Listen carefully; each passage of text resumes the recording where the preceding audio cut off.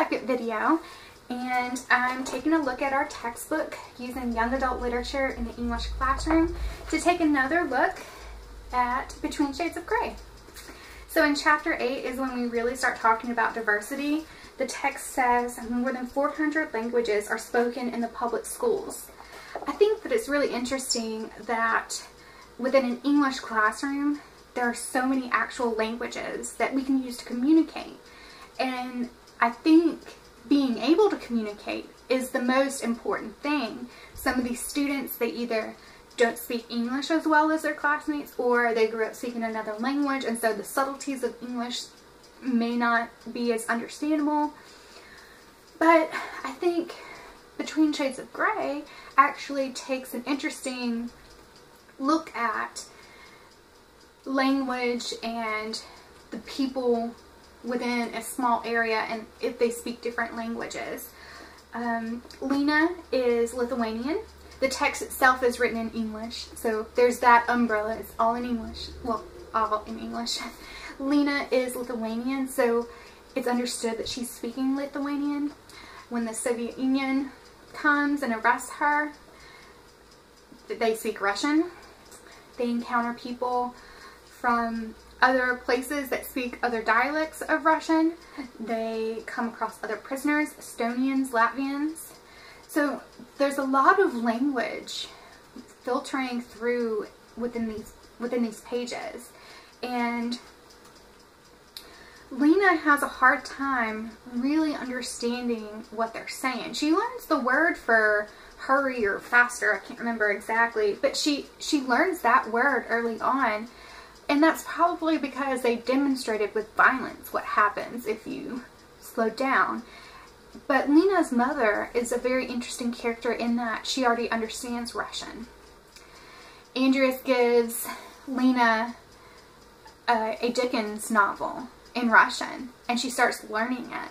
He gives her a challenge to learn the definition of a specific Russian word, and that she's not allowed to ask for help. And it's interesting that in that case, the answer actually comes from a Russian soldier himself. I think that's really interesting because he was describing her mother.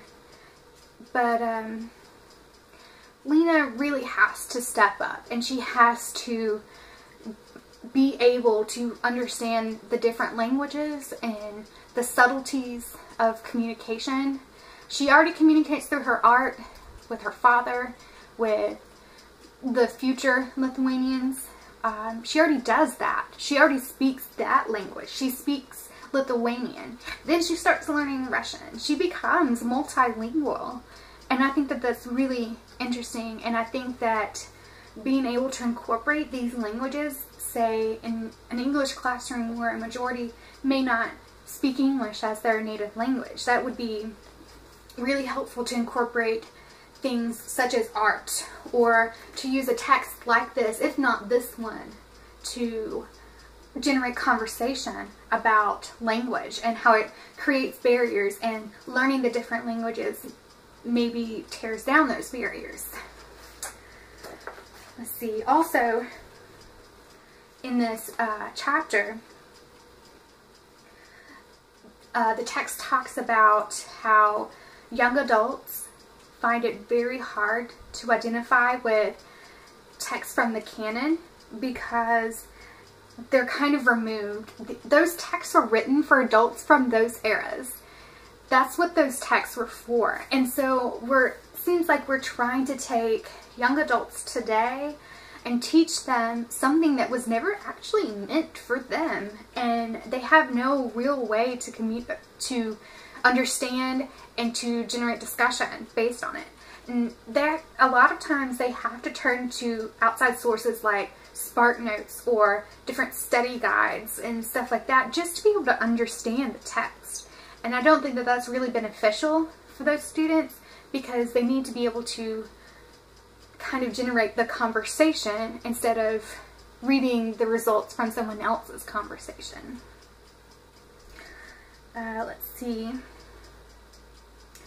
The text says, classics were written for educated adults of their era. and as such are not always the most suitable books for contemporary adolescents.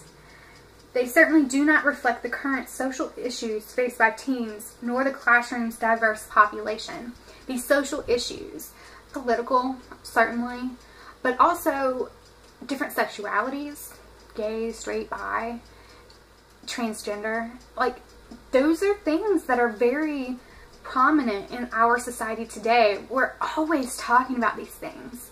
And I think that if they're studying texts that either completely dismiss them or that even possibly insult people of those different sexualities, that it's not beneficial for these students to actually really talk about them. Let's see. Later it says, Rosenblatt is talking about something that she did in her study. She argued that studying literary history, authors, eras, and genres is largely useless unless students can relate these works to their personal experiences. And the next paragraph says that rather than imposing a set of preconceived notions about the right way to respond to a piece, teachers should assist students in developing their own understandings in the context of their personal emotions and experiences. This is why books like this are so important.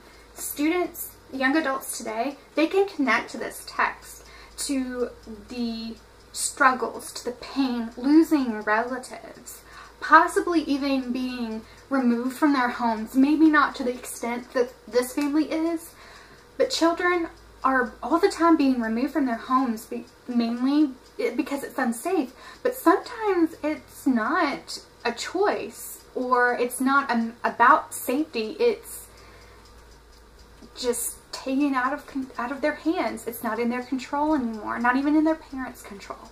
And so texts like this actually allow students to really talk about what's going on in their lives, their communities, the society, and even generates a little bit of discussion on why we're not taught this part of history in our history classes. We're taught about Germany's main contributions, I say lightly, to the disasters of World War II, but don't really talk about the Soviet Union. And maybe that's because they were our allies, but they're definitely not angels in this book. And I think that that's interesting that we can have these conversations and talk about our history, our current society, and find ways to communicate and learn and distribute ideas amongst peers. And I think that that's important.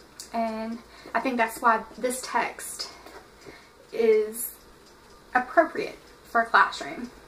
And I'm so glad that I read this, because even though I understood a lot of the things that they talked about, it really put it in numbers and statistics for me, and I really liked doing that. Reading about that and applying.